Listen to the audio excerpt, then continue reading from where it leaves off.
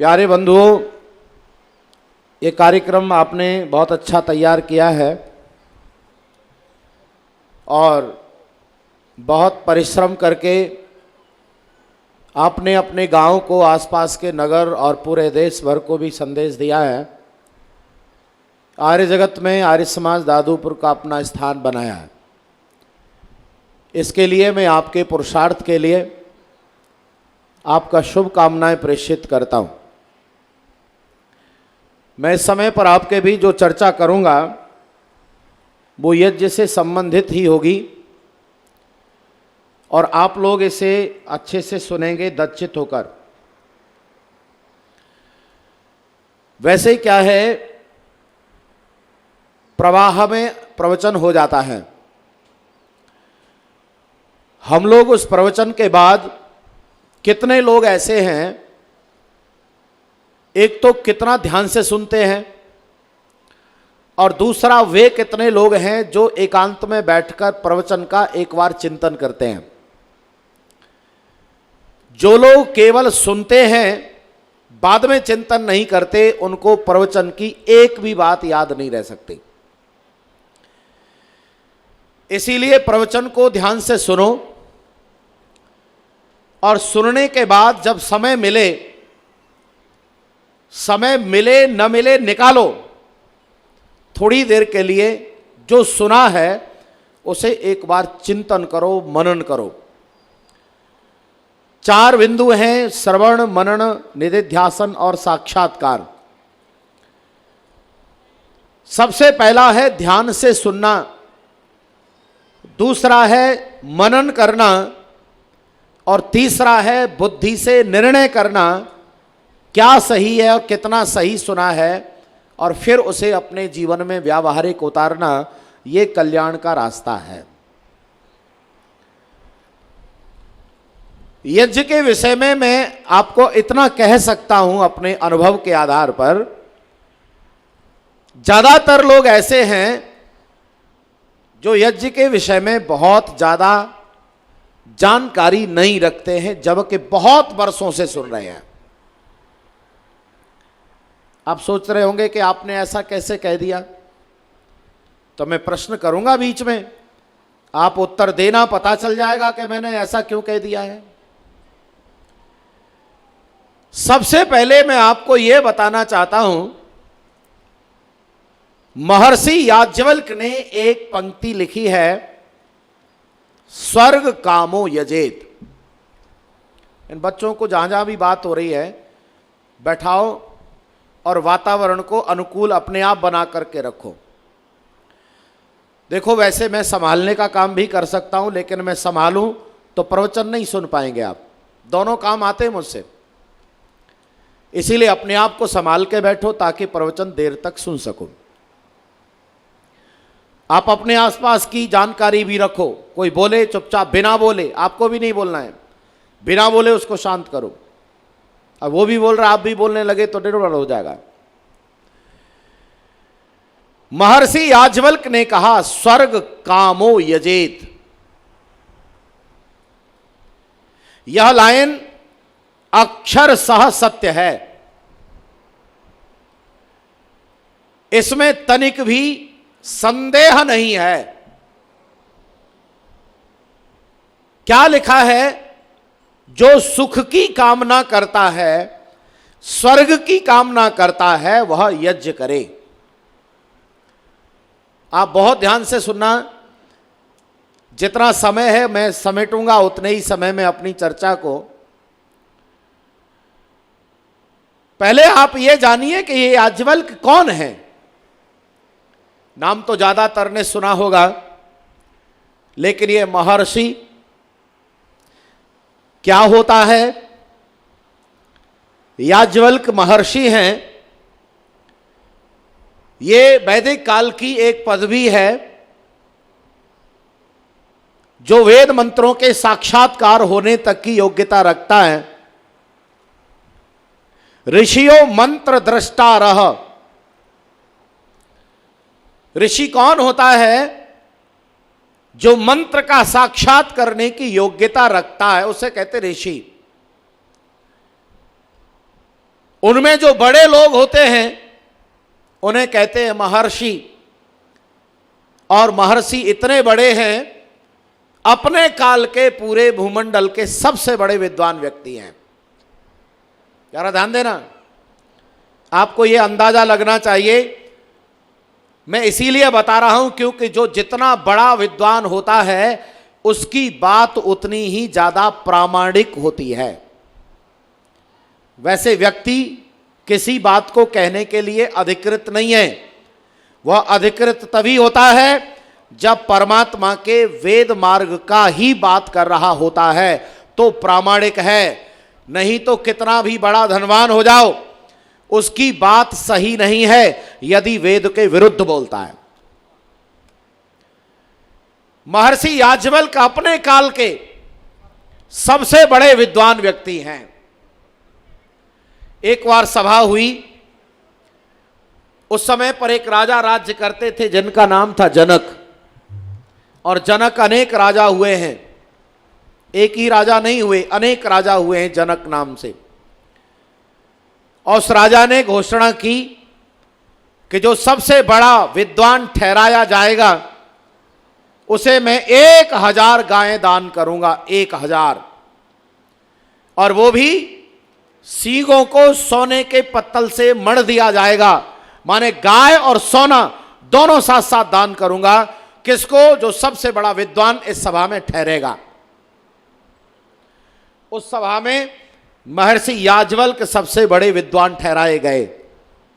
ये इतने बड़े विद्वान हैं और इन्होंने अपने काल में एक ग्रंथ लिखा। उस काल का मोटा ग्रंथ है जिसका नाम है शतपथ ब्राह्मण। 100 लेसन का है, 100 अध्याय का ग्रंथ है शतपथ ब्राह्मण। उसमें यज्ञ कितने होते हैं, यज्ञ का लाभ क्या है, यज्ञ कैसे किया जाता है, यज्ञ के पात्र कैसे हों, यज्ञ का सामग्री, स्थान, जो भी यज्ञ से संबंधित है वो सारी चर्चाओं को तरीके से ऐसे ही नहीं, तरीके से आख्यायिका बना बनाकर, उदाहरण दे देकर, प्रमाण दे देकर, अनेकों तर्क दे दे करके समझाया है। तो वहीं पर लिखा है महर्षि याज्ञवल्क्य ने, स्वर्ग कामो यजेत, अर्थात जो सुख की कामना करता है वह यज्ञ करे, अर्थात जो सुख पाना चाहता है वह यज्ञ करे, अर्थात यज्ञ करोगे तो स्वर्ग प्राप्त होगा। क्या जी बात समझ में आई? ये दोहराओ और बिठाओ अपने दिमाग में। और अगर स्वर्ग ना बने आपका घर, आपका समाज, तो मुझे पकड़ लेना आप। लेकिन उससे पहले आपको यज्ञ को समझना होगा और यज्ञ करना होगा, यज्ञ को धारण करना होगा, तब जाकर के स्वर्ग बनेगा। स्वर्ग कामो यजेत। वैसे तो यह भी कहा जा सकता है प्राणो यज्ञेन कल्पताम, चक्षुर यज्ञेन कल्पताम, प्राणो यज्ञेन कल्पताम। यहां पर यज्ञेन जो शब्द आ रहा है वो यज्ञ के द्वारा, ऐसा अर्थ होगा। आपके प्राण, आपका स्वास्थ्य, आपका घर, धन दौलत, माल खजाना या सुख या सभी प्रकार की समृद्धि अगर किसी से संभव है तो वह है यज्ञेन, यज्ञ के द्वारा। वेद मंत्र है। आप यज्ञ के द्वारा इन सारी चीजों को उन्नत कर सकते हैं। इतना बड़ा लाभ यज्ञ के द्वारा होता है। पुत्र की कामना करनी है, यज्ञ करो। धन की कामना करनी है, बोलो जरा एक बार, यज्ञ करो। अच्छा, राज्य की कामना करनी है, बोलो यज्ञ करो। आपको क्या चाहिए? सबसे बड़ा लक्ष्य है मुक्ति। उसको प्राप्त करने के लिए भी, बोलो जरा एक बार, यज्ञ करो। मैं आपको क्या कह रहा हूं इसे फिर से सुनो। सर्व कामना सिद्ध्यर्थम यज्ञम कुर्यात्। सारी कामनाओं को सिद्ध करना है तो यज्ञ करो। आपकी सारी कामनाएं यज्ञ से पूरी हो जाएंगी। यह मैंने एक पाठ बताया। आपको सब कुछ चाहिए तो सही, लेकिन आप यज्ञ कर नहीं रहे हैं। और कई बार आप में से कुछ लोग यज्ञ कर रहे हैं, लेकिन यज्ञ को ठीक से समझ भी नहीं रहे हैं। आप यज्ञ को ठीक से नहीं समझ पा रहे हैं, इसीलिए आप सारी कामनाओं को सिद्ध नहीं कर पा रहे हैं। मैंने ये 2 बार कह दिया आपके बीच कि यज्ञ को ठीक से समझ नहीं पा रहे हैं। तब आप में से बहुत सोच रहे होंगे, क्या बात कर रहे हैं आप, हम तो यज्ञ करते हैं और आप कह रहे हैं यज्ञ समझ नहीं पा रहे हैं। हाँ, आओ मैं आपसे एक प्रश्न करता हूं। महर्षि याज्ञवल्क्य जो कह रहे हैं, आगे वाला पाठ अगर आपने नहीं पढ़ा तो महर्षि याज्ञवल्क्य की बात समझ में नहीं आई। आपको कामना की सिद्धि नहीं होगी। कैसे होगी? तो सबसे पहले आपको यज्ञ समझना होगा कि महर्षि याज्ञवल्क्य क्या करने को कह रहे हैं, किससे स्वर्ग मिलेगा। तो यज्ञ क्या है यह समझो। माता जी बैठ जाओ। देखो, बीच बीच में हलचल मत करो। अगर किसी को ऐसा लगता है काम बहुत पड़ा है, ये जो चर्चा चल रही है या प्रवचन चल रहा है इससे कहीं ज्यादा महत्वपूर्ण काम है, तो वो जा सकते हैं।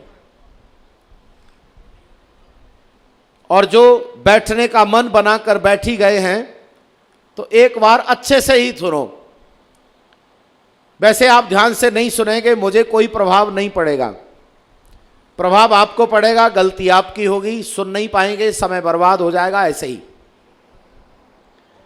जो गैलरी में खड़े हैं आ जाएं इधर, बातचीत ना करें, गैल में खैर करें। सुनो, अच्छा, सारा कार्यक्रम किस लिए हो रहा है? प्रवचन के लिए या अन्य व्यवस्थाओं के लिए? बोलो।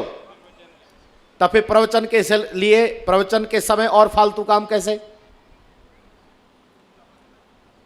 इसीलिए सबको शांत बैठना है।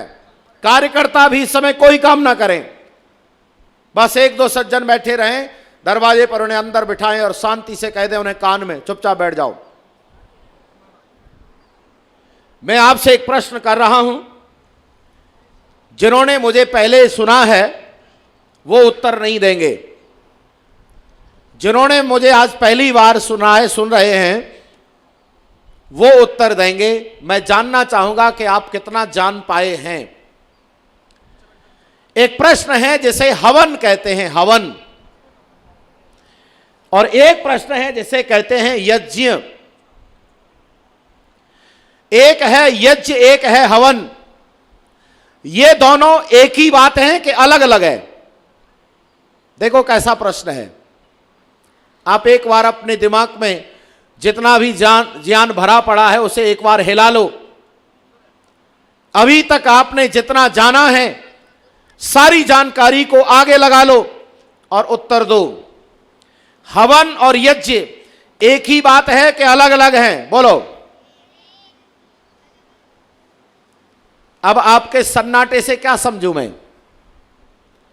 मैंने कहा था आपसे ना अभी थोड़ी देर पहले, 2 बार कहा कि यज्ञ को ज्यादातर लोगों ने जाना नहीं है। और मैंने यह भी कहा था, आप सोच रहे होंगे क्या बात कर रहे हैं हम तो 20-30 साल से पुराने आर्य समाजी हैं, हम तो बहुत जानते हैं। लेकिन आप उत्तर नहीं दे रहे। आप उत्तर नहीं दे रहे हैं। मैं पूछ रहा हूं यज्ञ और हवन में अंतर है या एक ही बात है? अच्छा, मैं अनुभव बताता हूं आपको अपना। मैंने क्या अनुभव किया है, ज्यादातर लोग एक ही मानते हैं। यज्ञ और हवन में अंतर नहीं समझ पा रहे हैं, और नहीं समझ पा रहे हैं तो अभी आपको और अध्ययन करने की जरूरत है।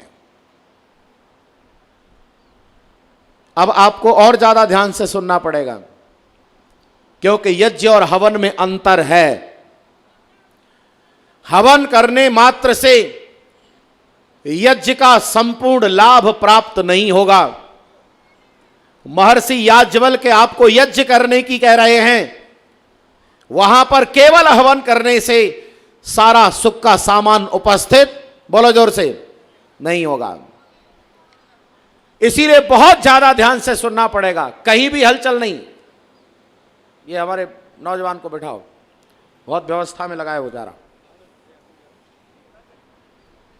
भाई इधर आ जा, थोड़ी देर सुन ले हमें।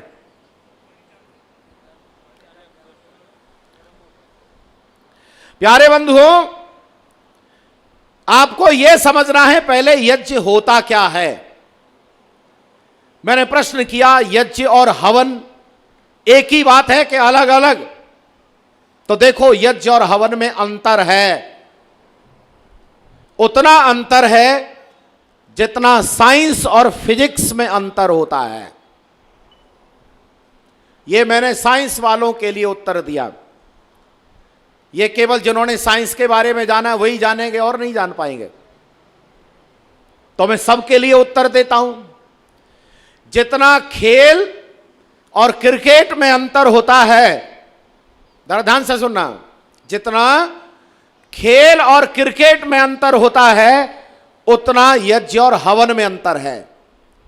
अच्छा पहले मुझे बताओ, खेल और क्रिकेट में अंतर है या एक ही बात है? बोलो, आवाज नहीं आ रही। अंतर होता है। क्या अंतर होता है? खेल का मतलब होता है संपूर्ण खेल और क्रिकेट का मतलब एक खेल। ऐसे ही यज्ञ का मतलब होता है सारे के सारे प्रकार के यज्ञ और हवन का मतलब होता है एक प्रकार का यज्ञ। जैसे सारा का सारा शरीर है और एक हाथ है, शरीर और हाथ में जितना अंतर है, जैसे पूरा का पूरा आर्य समाज है और उसका एक कमरा अलग है, यह सारा आर्य समाज और एक कमरा में जितना अंतर है। यज्ञ का मायने होता है संपूर्ण और हवन का मतलब होता है उसका एक पार्ट, उसका एक हिस्सा, उसका एक टाइप। अच्छा चलो, आपको अगर यह बात समझ में आ गई है कि यज्ञ और हवन में क्या अंतर है और इतना समझ में आ गया यज्ञ के प्रकार होते हैं, तो जरा आज मुझे यह भी उत्तर दे दो कि यज्ञ के कितने प्रकार होते हैं। बोलो, यज्ञ कितने तरह, कितने प्रकार हैं यज्ञ के? बोलो, आवाज नहीं आ रही। 5। कहीं कहीं से आवाज आ रही है और बहुत अच्छी आवाज आ रही है, अनेक। प्यारे बंधुओं, ज्यादातर लोग ये समझ रहे हैं अभी तक कि यज्ञ 5 होते हैं और हम पांचों यज्ञों के इर्द गिर्द ही घूमते रहते हैं और अन्य यज्ञों के विषय में ना तो अध्ययन कर पा रहे हैं और ना ही विस्तार से कहीं समझने का प्रयास कर पा रहे हैं। आप जिन्हें 5 कह रहे हैं वह दैनिक यज्ञ होते हैं। बोलो जोर से एक बार, क्या? दैनिक यज्ञ 5 होते हैं और सारे यज्ञ अनेक होते हैं। क्योंकि आप जिन्हें 5 बता रहे हैं उनमें आपके पाक्षिक यज्ञ नहीं आया, त्योहारों का यज्ञ नहीं आया, वार्षिक यज्ञ नहीं आया, वर्षेष्टि, पुत्रेष्टि, अश्वमेध आदि नहीं आए। इसीलिए महर्षि दयानंद ने एक लाइन में कहा, अग्निहोत्र से अश्वमेध पर्यंत। हमारा दैनिक यज्ञ है अग्निहोत्र और अश्वमेध सबसे बड़ा यज्ञ है। इन यज्ञों के विषय में जानना है। हमारे कुछ यज्ञ अवस्था के अनुसार होते हैं, हमारे यज्ञ कुछ आश्रम के अनुसार होते हैं और कुछ कामना को पूर्ति करने के लिए होते हैं, कुछ नित्य होते हैं, कुछ नैमित्तिक होते हैं। इसीलिए इन यज्ञों के भाग अलग अलग तरह से समझाए हैं, नित्य, नैमित्तिक और काम्य यज्ञ। इसीलिए प्यारे बंधुओं, माताओं, बहनों, आप सब लोग इसका अध्ययन करो। यहां तो आपको थोड़ी जानकारी दी जाएगी और जितनी भी जानकारी दी जाएगी, चाहे आप 4 घंटे, 10 घंटे, 4 दिन, 10 दिन, 20 दिन सुनो, वह जितने दिन सुनोगे उतनी भी जानकारी पर्याप्त नहीं होगी। अध्ययन आपको स्वयं करना पड़ेगा। यहां तो बस आपको प्रेरणा दी जाएगी कि आगे बढ़ना है, आपको जीवन अपना स्वयं चलाना पड़ेगा। मैं एक बात यहां बीच में बताकर आगे बढ़ता हूं। जादू की कोई छड़ी नहीं है। जो आदमी के ऊपर घुमा दी जाए और आदमी ठीक बन जाए, घर के ऊपर घुमा दी जाए, घर अच्छा हो जाए, ऐसी जादू की कोई छड़ी नहीं है। और सुनो, तंत्र यंत्र टोने टोटके, झाड़ फूंक डाकनी शाकनी, भूत प्रेत मूर्ति पूजा से आपका कोई कार्य सिद्ध होने वाला, बोलो जोर से, नहीं है। यह बात दिमाग में डाल लो। आपके यहां कोई ऐसा आदमी हो जो इनमें ताकत सिद्ध कर सके, मैं स्वागत करता हूं उस व्यक्ति का। उन बहनों का मैं स्वागत कर रहा हूं जो ये कह सकें, ये बता सकें, समझा सकें, दिखा सकें कि मूर्ति पूजा में शक्ति है। कोई भूत चढ़ाने उतारने वाला हो आपके गांव में, आपके गांव में तो नहीं होगा, आसपास के गांव में आपकी जानकारी में कोई आदमी हो जो भूत चढ़ा देता हो, उतार देता हो, उससे कहना ये आदमी आगरा से आया, इस पर चढ़ा दे। और क्या कहूं मैं, बताओ, आप मेरे ऊपर चढ़वाओ। भारत देश अंधविश्वास, ढोंग, पाखंड, कुरीति की ओर बहुत तेजी से बढ़ रहा है। अच्छा पढ़ लिखने के बाद भी बढ़ रहा है। यह दुर्भाग्य है। जिन चीजों से कोई कार्य सिद्ध नहीं होता, उन कार्यों को किया जा रहा है, और जिससे सारे कार्य सिद्ध हो सकते हैं, वह पुरुषार्थ और यज्ञ का कार्य नहीं किया जा रहा है, क्योंकि यज्ञ को लोग जानते नहीं हैं। प्यारे बंधुओं, मैं क्या निवेदन कर रहा था आपको, मैंने पहले पूछा यज्ञ और हवन क्या है, तो सुनो, यज्ञ और हवन क्या है, मैं यज्ञ की परिभाषा आपके सामने रखता हूं। यज्ञ शब्द का अर्थ है देव पूजा, संगतिकरण और दान। मैं आज इसकी व्यावहारिक चर्चा करूंगा और आपको बताऊंगा, परिवार स्वर्ग ना बने तो आप मुझे बताना, अभी अभी निर्धारित करके जाना कि स्वर्ग कैसे नहीं बनता, कैसे बनेगा। आपको यहां विश्वास हो जाना चाहिए आज की चर्चा सुनकर कि हां स्वर्ग बन जाएगा। अगर विश्वास हो जाए तो भी बता जाना। अच्छा, ये तो चर्चा है, मैं आपको एक प्रोग्राम बता रहा हूं, ऐसे बनेगा, और आप उसे करेंगे तब आप आनंद लेना, निश्चित बन जाएगा। यज्ञ की परिभाषा महर्षि दयानंद जी महाराज ने एक व्यावहारिक परिभाषा दी। उन्होंने कहा, यज्ञ वह है जिसमें विद्वानों का सत्कार, यथा योग्य शिल्प अर्थात पदार्थ विद्या, विद्या आदि शुभ गुणों का दान, अग्निहोत्र आदि जैसे जल वायु वृष्टि शुद्ध होकर प्राणी मात्र को सुख मिलता है, उसे यज्ञ कहते हैं। यह मैंने जो परिभाषा दी, क्योंकि भाषा ऐसी है, कितनी बात आपको समझ में आई, इसीलिए ध्यान से सुनो, मैं इसकी व्याख्या कर रहा हूं। वैसे समय बहुत ज्यादा नहीं है, प्रयास करेंगे ये बात समझ में आ जाए। सबसे पहली बात बताई, इसे ऐसे समझिए, हम क्या करें कि वह यज्ञ हो जाए। जरा फिर से सुनो, ये बच्चे बहुत हलचल कर रहे हैं, क्योंकि इन बच्चों के हो सकता है ऊपर होके कुछ बातें उतर रही हों, ये हो सकता है। इसीलिए बच्चों से निवेदन है, शांत से बैठो, आपके मतलब की बातें भी हैं इसमें। सीधे बैठो, मेरी तरफ चेहरा करके।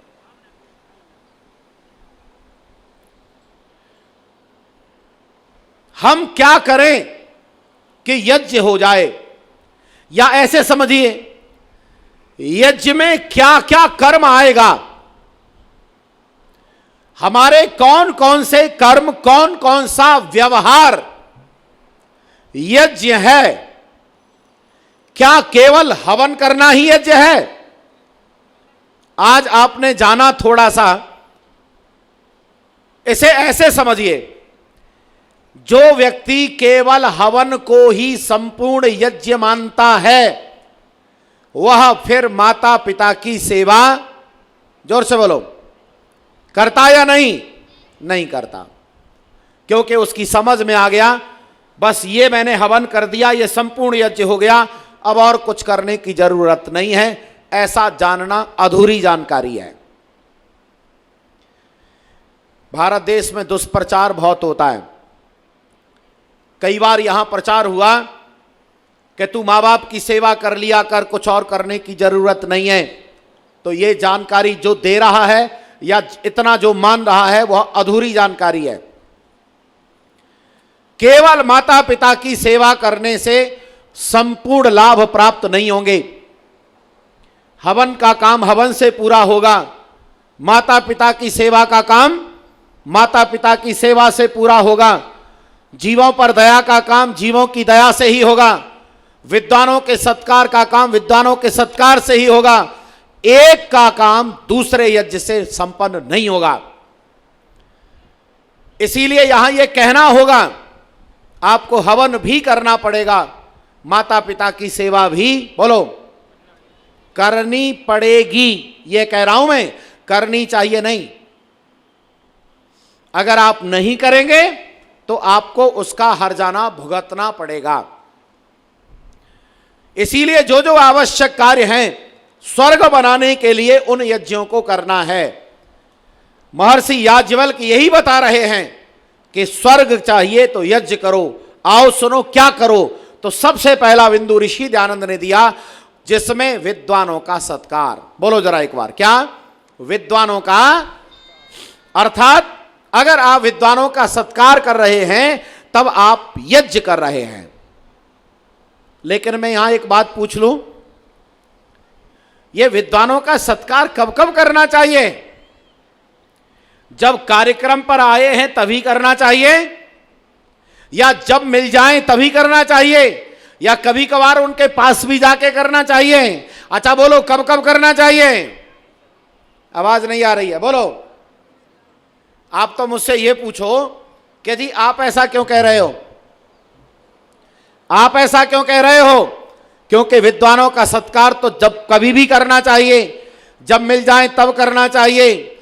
आसन से, सैया से, मूल, फल, कंद, दक्षिणा, वस्त्र जो आपके पास है सामर्थ्य सुविधा के अनुसार देने के लिए, वो सारा का सारा सामर्थ्य के श्रद्धा के अनुसार देकर उनको धन्यवाद पूर्वक उनकी सेवा करनी चाहिए।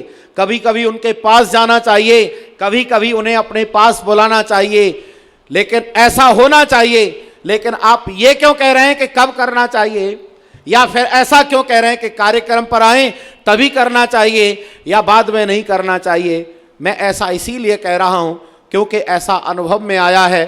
कार्यक्रम पर आए तो नमस्ते, और कार्यक्रम पर नहीं आए, कभी मिल गए तो हम नहीं समझते। ऐसा हमने देखा लोगों का व्यवहार। मैं यहां केवल आपके लिए ही नहीं कह रहा हूं, मैं ये बात विद्वानों के लिए भी कह रहा हूं। विद्वान का मतलब केवल कुर्ता धोती पहन लेना नहीं है। विद्वान का मतलब केवल भाषण देने ना भर नहीं है। विद्वान का मतलब है जो वेदों की मान्यताओं पर दृढ़ विश्वास रखता है, उसी का व्याख्यान करता है और उसी को व्यावहारिक रूप से जीवन में उतारता है, वही विद्वान की श्रेणी में आता है। ऐसा विद्वान के लिए जरूरी है कि पहले वो अपने जीवन को पवित्र बनाकर रखे, फिर आपका कर्तव्य है ऐसे पवित्र व्यक्ति का पूरी श्रद्धा सामर्थ्य के अनुसार आप उसका सम्मान करें। अगर ऐसा क्रम बराबर रहेगा तब आपका यज्ञ होगा और स्वर्ग बनने की स्थिति तैयार होगी। बोलो हां या ना? यह है बात।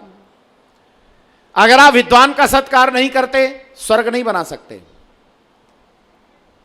और यह बात आर्य समाजियों के लिए ज्यादा जोर से कहनी पड़ेगी, क्योंकि आर्य समाज में एक बार व्यक्ति आ जाता है, 2-4 वर्ष बैठ जाता है, चिंतन सुनता रहता है, तब फिर वो खुद अपने आप को विद्वान मानने लगता है और फिर अनुभव करता है कि अब मुझे किसी विद्वान की जरूरत नहीं है। इसीलिए उसका विकास बंद हो जाता है। मैं भी उसमें हूं। माने मैं अगर स्वाध्याय नहीं करता, मैं अगर अपने से बड़े जो विद्वान हैं उनको नहीं सुनता, सुनना नहीं चाहता, तो मेरा विकास भी रुक जाएगा। इसीलिए नोट करो, आप अपने जीवन का कोई न कोई मार्गदर्शक अवश्य चुन लो। वह अपने से विद्वान है, उसका आदर करो, सम्मान करो और उससे समय समय पर वार्ता करके अपने जीवन को अच्छे रास्ते पर ले जाने का उद्यम करो, तब बनेगा स्वर्ग।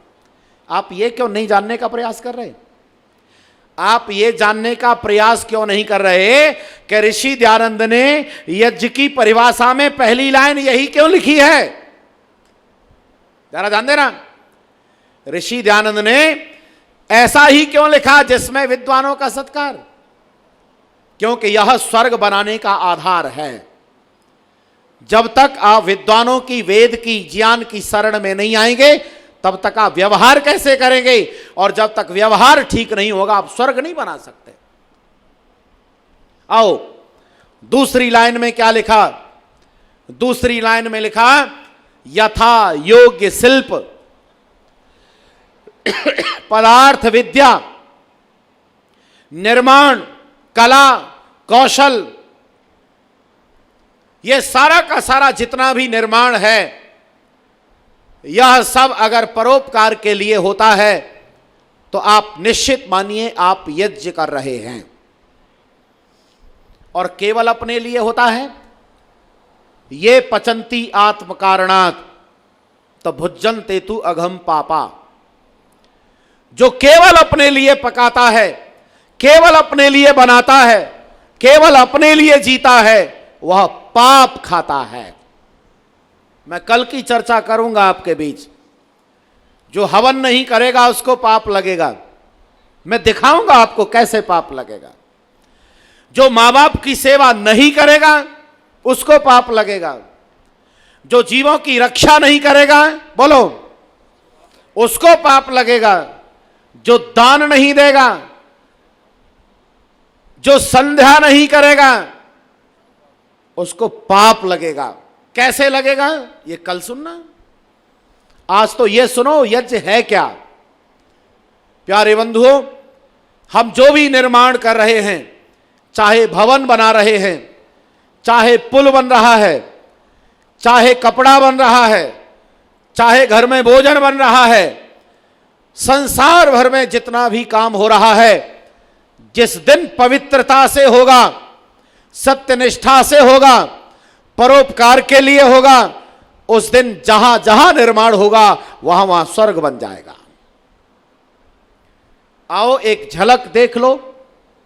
मैं आपके घर में ले चलता हूं, एक सबसे छोटा काम, सरल काम, रोज होने वाला काम दिखाता हूं और आप फिर उसे देखना, उससे हमारा घर स्वर्ग कैसे बनेगा। ए बिटिया, इधर ध्यान दो। घर के अंदर भोजन बनता है रोज। भोजन बनाने वाला या बनाने वाली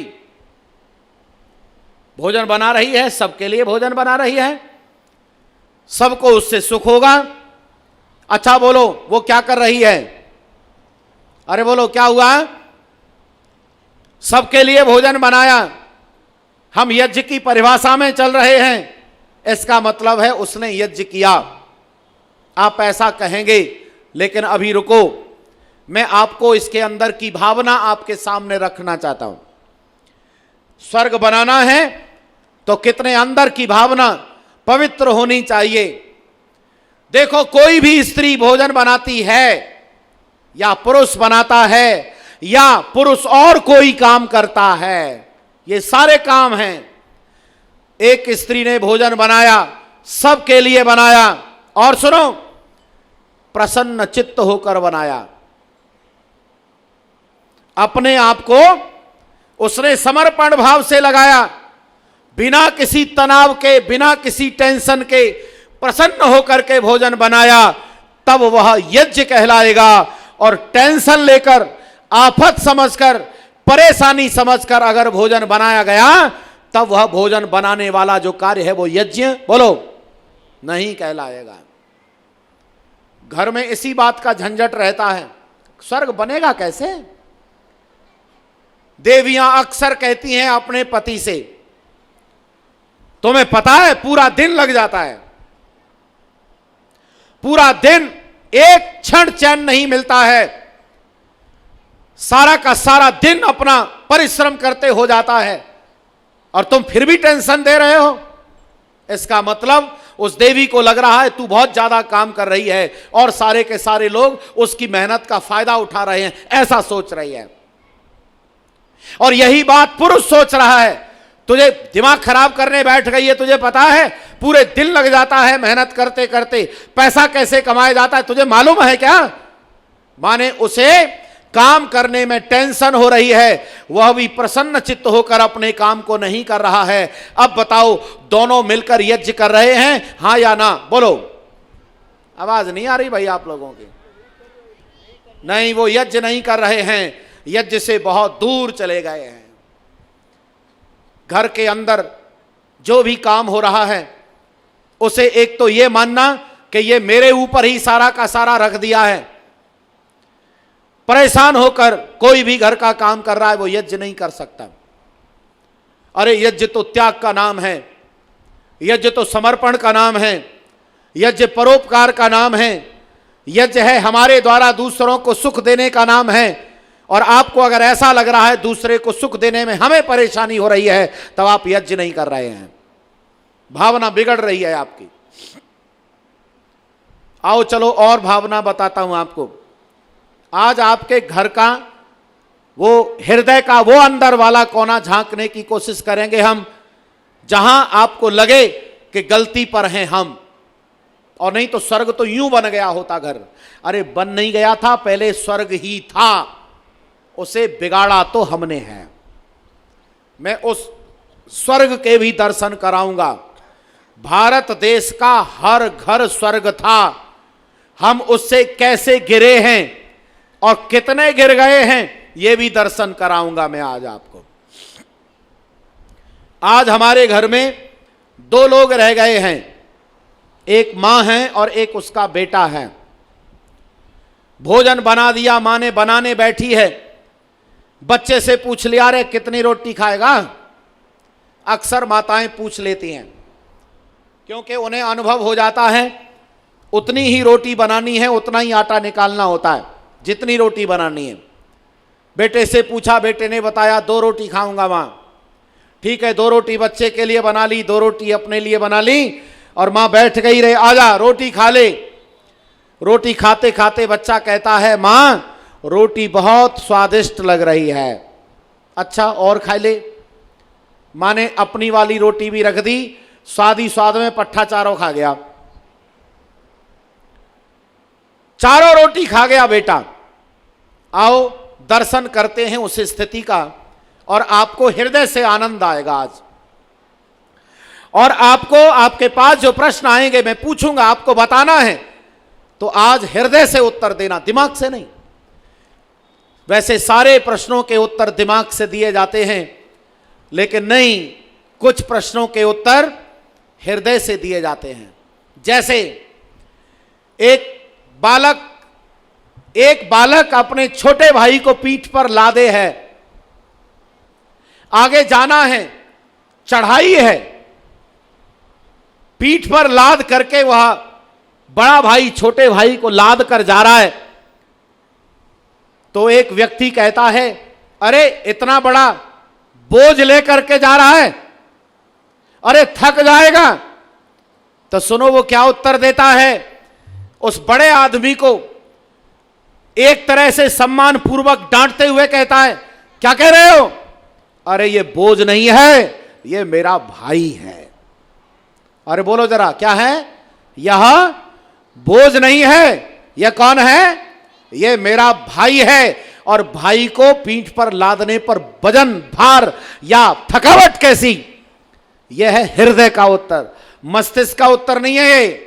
ऐसे ही उत्तर देना है। बोलो मां ने रोटी खिला दी, चारों खा गया। बोलो मां शिकायत करेगी रे तेने चारों खा ली? बोलो हाँ या ना? नहीं। अच्छा चलो उससे शिकायत नहीं करेगी, किसी और से शिकायत करेगी। घर में और लोग आ जाएंगे, बाद में कहेगी आज चारों खा गया था ये? नहीं। अच्छा एक बात और बताओ, मां को सुख होगा कि दुख होगा? मां को सुख होगा। अच्छा एक कठिन प्रश्न और है, बोलो मां अभी अपने लिए भोजन बनाएगी, हां या ना? मां बनकर उत्तर दोगे तो उत्तर सही आएगा। मां अभी अपने लिए भोजन नहीं बनाएगी। वो क्या सोचेगी? अरे कुछ और खा लूंगी, अरे फिर खा लेंगे, थोड़ी देर की तो बात है। कितना बड़ा समर्पण है। आपको इतना समर्पण तक आना है, तब जाकर के यज्ञ कहलाएगा। लेकिन सुनो, अगर केवल अपने बेटे के लिए इतना समर्पण है, तब वह यज्ञ नहीं कहलाएगा। इतना ही समर्पण घर के हर व्यक्ति के साथ है, बोलो जरा, तब यज्ञ कहलाएगा। एक नजारा तो देखो, अभी हमने उस महिला का ही बेटा लगाया, लेकिन अब हम उस बेटे को हटा रहे हैं, उसकी जगह उसकी देवरानी के बेटे को लगा रहे हैं। जरा माताओं ध्यान देना, सबको उत्तर देना है। एक महिला है, उसकी देवरानी का बेटा है, और कहानी वही है, चारों रोटी देवरानी का बेटा खा गया। अब सारे के सारे प्रश्न भी वही हैं जो आपसे पूछे जा रहे हैं। अब बताओ, बेटे के लिए जो उत्तर थे वही देवरानी के बेटे के लिए भी वही उत्तर हैं, या आपके दिए हुए उत्तर बदल गए? बोलो, आवाज नहीं आई। उत्तर सारे बदल गए। पहले मैं ये पूछूं शिकायत करेगी कि नहीं, तो बोलो करेगी कि नहीं? सारे मोहल्ले को बता देगी, चारों रोटी खा गया था आज ये। और उसे अंदर से विचार करना पड़ेगा। नहीं बंधुओं, यही अंतर हमें समझना है। आज हम यज्ञ तो करते रहे, हवन करते रहे, लेकिन यज्ञ की इस पवित्र भावना के साथ नहीं जुड़े। वैसे तो ऐसे भी लोग हैं जो यज्ञ कर भी नहीं, हवन भी नहीं कर रहे हैं। अनिवार्य है हवन करना, दैनिक हवन करना। मैंने तो ऐसे उपदेशक मित्रों से भी पूछा कि भाई आप यज्ञ पर बड़ा लंबा व्याख्यान और अच्छा व्याख्यान देते हो, आप खुद हवन करते हो कि नहीं? तो उन्होंने एक उत्तर दिया, हम तो व्याख्यान कर देते हैं ना, बस यज्ञ हो गया। ऐसा अगर सोचते हैं तो गलती पर हैं। हवन करना, व्याख्यान करना, ये एक दूसरे के लिए काम पूरा करने वाले नहीं हैं। हवन के न करने पर जो हानि होती है उसे किसी दान आदि से पूरा नहीं किया जा सकता। व्याख्यान से हवन नहीं होगा। व्याख्यान करना अलग काम है और हवन करना अलग काम है। सुनो, अब मैं आपको भारत का वो स्वर्ग दिखाना चाहता हूं जिसे देखकर सारा संसार आश्चर्यचकित रहता था और भारत के दर्शन करने आता था। कैसा था वो स्वर्ग? हर घर। आओ, आज से 40, 50 और 100 साल पहले चलते हैं हम। आप सब लोगों में से जिन्होंने जाना वो बताएंगे, मेरी गवाही देंगे। एक वो काल था जब परिवार संयुक्त होते थे, और इतने संयुक्त परिवार होते थे कि कई महिलाएं होती थी एक घर में, कई महिलाएं। और वो महिलाएं देवरानी जिठानी ही नहीं होती थी, कई देवरानी, कई जिठानी, और सुनो, उनकी सासू मां भी कई होती थी। सासू मां, ताई सास, चाची सास, और कई, और सुनो, उसकी भी दादी सास, और हो सकता है कई बार उनकी भी सास। माने इतना। और कई बच्चे होते थे। घर में आने वाले सामने वाले को यही पता नहीं चलता था ये बच्चे किसके हैं, क्योंकि सारे के सारे बच्चे बड़े वाले को सब बड़े पिताजी कहते, खुद के बच्चे भी बड़े पिताजी कहते, बीच वाले को पिताजी कहते, छोटे वाले को सब काकाजी कहते। ऐसा माहौल जब था, उस समय का एक नजारा देखो कैसा होता था। बच्चों बैठो। ये बच्चे बीच बीच में खड़े कैसे हो जाते हैं? पास वाले लोगों को समझ में नहीं आता। इतना बड़ा घर है, कोई काम कर रहा है, कोई आराम से कुछ और काम कर रहा है। कोई व्यक्ति उसी घर का बाहर से आया और खाने का सामान जरूर लेकर आएगा। जैसे ही घर में घुसा, सामने कोई भी स्त्री पड़ गई, उसी को दे दिया। और उसने क्या किया? अपनी बड़ी मां, सासू मां, दादी मां से आदेश लेकर के सबको बराबर बांट दिया। उसके बंटवारे पर कोई व्यक्ति शंका नहीं कर सकता था, वो सबको बिना किसी भेदभाव के बांट देती थी। यह है उस काल का नजारा। कोई शंका नहीं, कोई गिला नहीं, कोई शिकवा नहीं, और घर में किसी से कोई परेशानी नहीं। यह है वो भारत देश का स्वर्ग जहां लोग याज्ञिक जीवन जीते थे। आज का नजारा भी देख लो, अंदाजा लग जाएगा हम कितने पतन के रास्ते पर बढ़े हैं। आज घर वही है, लेकिन अब संयुक्त नहीं रह गए हैं, अब बंटवारे हो गए हैं। एक एक कमरा बट में आ गया है। एक कमरा छोटे का, एक कमरा बड़े का, एक कमरा चाची का, एक कमरा ताई का, सबका अलग अलग हो गया। आंगन भी बट गया है, निशान बन गए हैं। इतना इतना आंगन है, अपने अपने आंगन की झाड़ू लगती है, और मौका पड़ जाए तो कई बार अपना झाड़ के दूसरी तरफ भी कर दे, तू झाड़ती रहिए।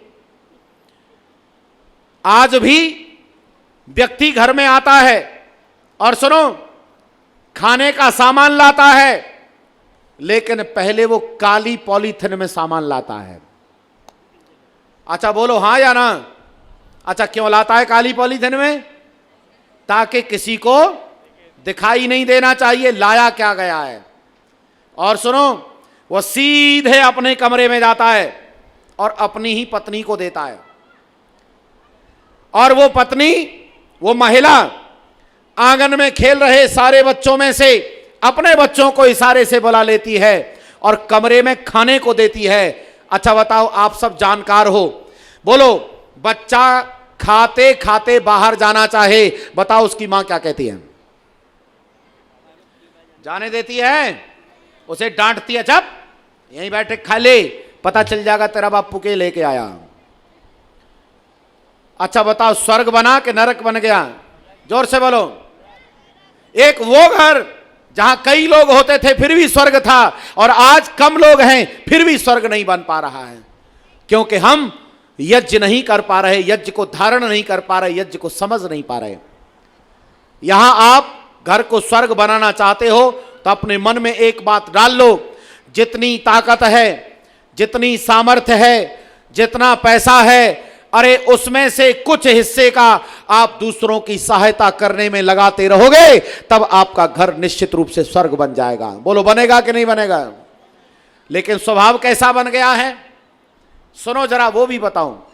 मैं अनुभव की बात बता रहा हूं। कुछ अनुभव यह है, ये माताएं बहनें सबसे ज्यादा घर सुधारने की जिम्मेदारी इनकी, लेकिन बिगाड़ा ही इन्होंने है। देखो क्या कह रहा हूं मैं, आप मुझे बताना मैं सही कह रहा हूं कि नहीं। मैं बुराई नहीं कर रहा, आपको गलती लगे तो बताना गलत कह दिया है। मेरे देश की जो माताएं बहनें हैं, उनका एक स्वभाव बनता जा रहा है, और वो अपने पति से ये आशा करती हैं। क्या आशा करती हैं? कि ये जो देवर हैं, जेठ हैं और लोग हैं, ये हमारे लिए तो काम करें, लेकिन तुझे किसी के लिए काम नहीं करना है। बताओ ऐसा स्वभाव बन रहा है कि नहीं? बोलो हां या ना, जोर से बोलो। देखो आवाज नहीं आएगी तो मेरी बात झूठी पड़ जाएगी। हम आशा कर रहे हैं, घर में देवियां आशा कर रही हैं, ये देवर हमारा काम करे, लेकिन तू इसका काम मत कर देना। तब बताओ घर को स्वर्ग कैसे बनाओगे? ऐसा स्वभाव बनाओ, हमारा कोई काम करे या ना करे, अरे बोलो हमें सबके काम आना है। आपका घर स्वर्ग ना बने तो मुझे पकड़ना। स्वभाव कैसा बनाना चाहिए, उल्टा बना लिया। काम नहीं आने देती, पति का डिप्रेशन इसीलिए होता है। और कई बार तो देवर के काम तो बहुत दूर की बात है, अपने पति को सासू मां के काम भी बोलो नहीं आने देती हैं। और जबकि मां है, मां का बेटा है, अरे तुझे भी काम करना है अपनी सासू मां के लिए, और अपने पति को भी अपनी मां के लिए काम करने के लिए प्रेरित करना है। घर स्वर्ग बनाओगे कैसे? भावनाएं दूषित कर ली, कर्म गलत कर लिए, आप जादू की छड़ी तलाश कर रहे हो। मैं फिर बता रहा हूं, जादू की छड़ी किसी बाबा के पास नहीं है, चाहे किसी भी बाबा के पास चले जाना। किसी बाबा के पास चले जाना, गंडे तावीज बंधवा लाना, चाहे आप भस्मी रमा लेना, चाहे डेरे पर ही रहना, स्वर्ग नहीं बनेगा। स्वर्ग बनाने का काम है हमारे व्यवहार रूपी यज्ञ को करना। तो मैंने अभी आपको एक बात बताई, महर्षि दयानंद जी महाराज कहते आपके द्वारा जो किया जा रहा है, वह निर्माण किया जा रहा है, और जो भी कार्य किया जा रहा है वो व्यावहारिक होना चाहिए, परोपकार के लिए होना चाहिए। आपका घर, आपका स्थान जहां खड़े होंगे वहां स्वर्ग बन जाएगा। इसके बाद ऋषि दयानंद ने कहा विद्या आदि शुभ गुणों का दान। ध्यान दो जरा, आगे वाली लाइन आ रही है, विद्या आदि शुभ गुणों का दान। विद्या देना यज्ञ है और विद्या लेना भी यज्ञ है। गुरुकुलों को सहायता करना यज्ञ है। यहां एक बात से आपको समझ में आ जाएगा, महर्षि दयानंद जी महाराज अपनी जीवन की गाथा लिखते हुए बताते हैं, लोगों ने निवेदन किया, जब अपना जीवन चरित्र बताया उन्होंने, तो उसमें कहा कि अगर ऐसे लोगों का धन्यवाद न किया जाए, उनको याद ना रखा जाए, तो समझो बड़ी कृतज्ञता होगी। उसमें वो बड़े सम्मान के साथ नाम लेते हैं अमरलाल जोशी का। वो कहते हैं एक अमरलाल जोशी नाम के व्यक्ति हुए जिन्होंने मुझे अध्ययन काल में अपने घर भोजन कराया।